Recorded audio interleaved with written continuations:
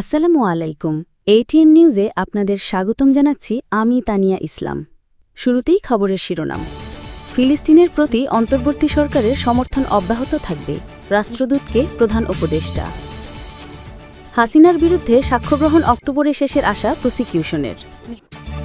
তফসিল ঘোষণার পরই দেশে ফিরে ভোটার হবেন তারেক রহমান। আসন ভাগাভাগি নিয়ে যা জানালেন নজরুল ইসলাম খান।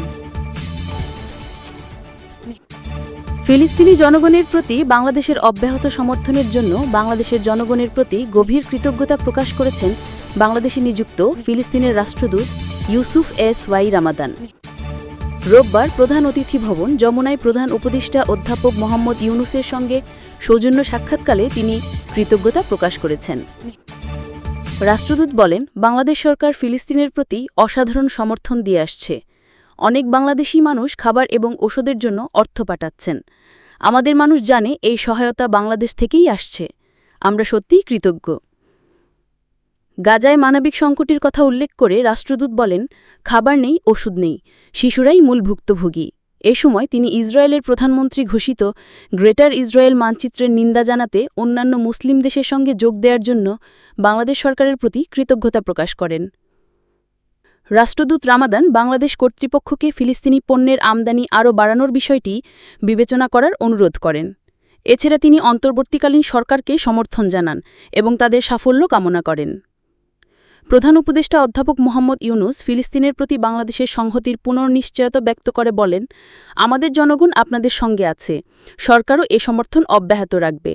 তিনি আশা প্রকাশ করেন, ভবিষ্যতে আরও অনেক দেশ ফিলিস্তিনকে স্বীকৃতি দেবে এবং শেষ পর্যন্ত একটি সস্থায়ী দুই রাষ্ট্র সমাধান বাস্তবায়িত হবে। হাসিনার বিরুদ্ধে সাক্ষ্যগ্রহণ অক্টোবরের শেষের আশা প্রসিকিউশনের। জুলাই অভ্যুত্থানে মানবাধিকার অপরাধের অভিযোগে হাসিনাসহ ৩ জনের বিরুদ্ধে হওয়া মামলার সাক্ষ্যগ্রহণ আগামী অক্টোবরের মধ্যেই শেষ হবার আশা প্রকাশ করেছে প্রসিকিউশন। রোববার ১৭ আগস্ট পর্যন্ত এই মামলায় ৯ জন সাক্ষীর সাক্ষ্যগ্রহণ ও জেরা শেষ হয়েছে।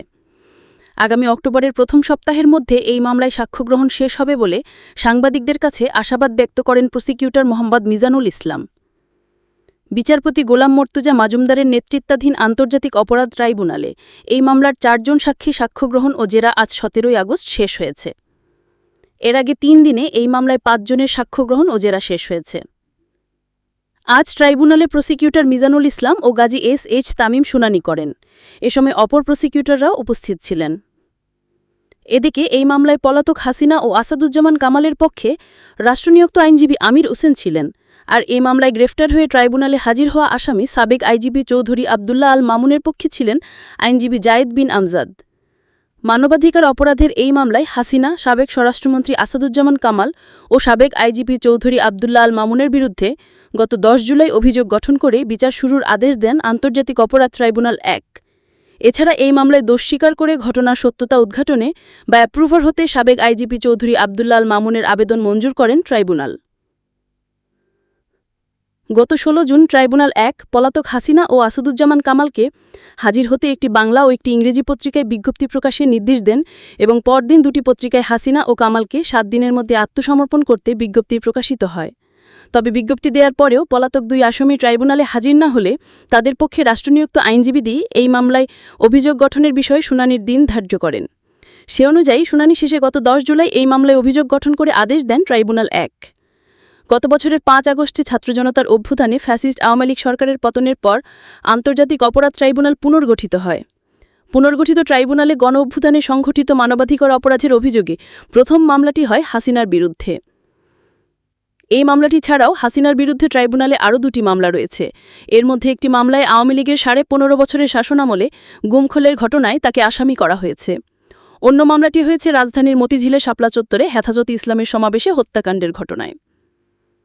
গত বছরের জুলাই আগস্টে ছাত্র জনতার আন্দোলন দমনে আওয়ামী লীগ সরকার, দলীয় ক্যাডার ও সরকারের অনুগত প্রশাসন সহ আইনশৃঙ্খলা রক্ষাকারী বাহিনীর একটি অংশ গণহত্যা ও মানবাধিকার অপরাধ সংঘটিত করে বলে একের পর এক অভিযোগ জমা পড়ে। ২টি আন্তর্জাতিক অপরাধ ট্রাইব্যুনালে এসব অপরাধের বিচার কাজ চলছে। তফসিল ঘোষণার পরই দেশে ফিরে ভোটার হবেন তারেক রহমান। ঢাকা। গত বছরের ৫ আগস্ট থেকেই রাজনৈতিক অঙ্গনে সবচেয়ে বড় প্রশ্ন ছিল কবে দেশে ফিরছেন বিএনপির ভারপ্রাপ্ত নেতা তারেক রহমান, কারণ তিনি বিএনপি এবং বাংলাদেশের জন্য এক অপরিহার্য নেতায় পরিণত হয়েছেন। প্রায় 17 বছর ধরে তিনি লন্ডনে নির্বাসিত। সব মামলা থেকে মুক্ত হওয়ার পরেও তিনি দেশে ফেরেননি। এ নিয়ে বিএনপির পক্ষ থেকে কোনো ব্যাখ্যাও দেওয়া হয়নি। শীর্ষ নেতারা শুধু বলেছেন সময় মতোই তারেক রহমান দেশে ফিরবেন। বিএনপির একাধিক সূত্র বলছে, তারেক রহমান তাড়াতাড়ি দেশে ফিরলে তাকে ঘিরে একটি বলয় তৈরি হতো।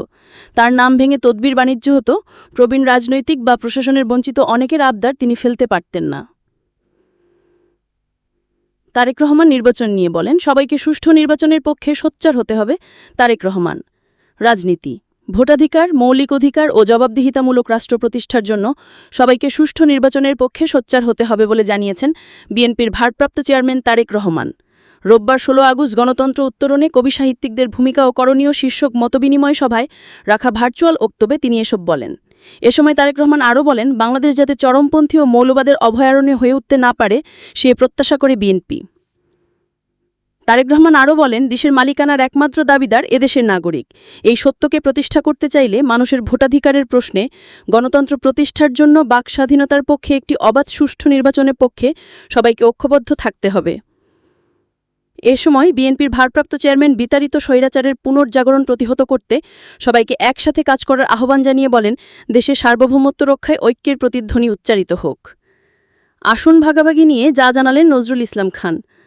রাজনীতি, আসন্ন জাতীয় সংসদ নির্বাচনে আসন ভাগাভাগি নিয়ে কোনো আলোচনা হয়নি, কারণ নির্বাচন কমিশন নির্বাচন আয়োজনের প্রস্তুতি নিচ্ছে বলে জানিয়েছেন বিএনপি স্থায়ী সমিতির সদস্য নজরুল ইসলাম খান। রোববার 17 আগস্ট প্রধান নির্বাচন কমিশনার এম নাসির উদ্দিনের সঙ্গে বিএনপির প্রতিনিধি দলের বৈঠক শেষে গণমাধ্যম কর্মীদের সঙ্গে কথা বলেন বিএনপির এ নেতা। আসন ভাগাভাগির বিষয়ে নজরুল ইসলাম খান বলেন, আসন ভাগাভাগির কোনো বিষয় নেই। যুগপৎ আন্দোলনে যারা একসঙ্গে ছিল সবাই ভোটে অংশ নেবেন, তবে তফসিল ঘোষণার পরই আসন ভাগাভাগির প্রসঙ্গ আসবে। বৈঠকে বিএনপি চেয়ারপারসনের উপদেষ্টা ইসমাইল জব্বিউল্লাহ এবং শীর্ষ যুগ্ম নেতা রুহুল কবির রিজভী উপস্থিত ছিলেন।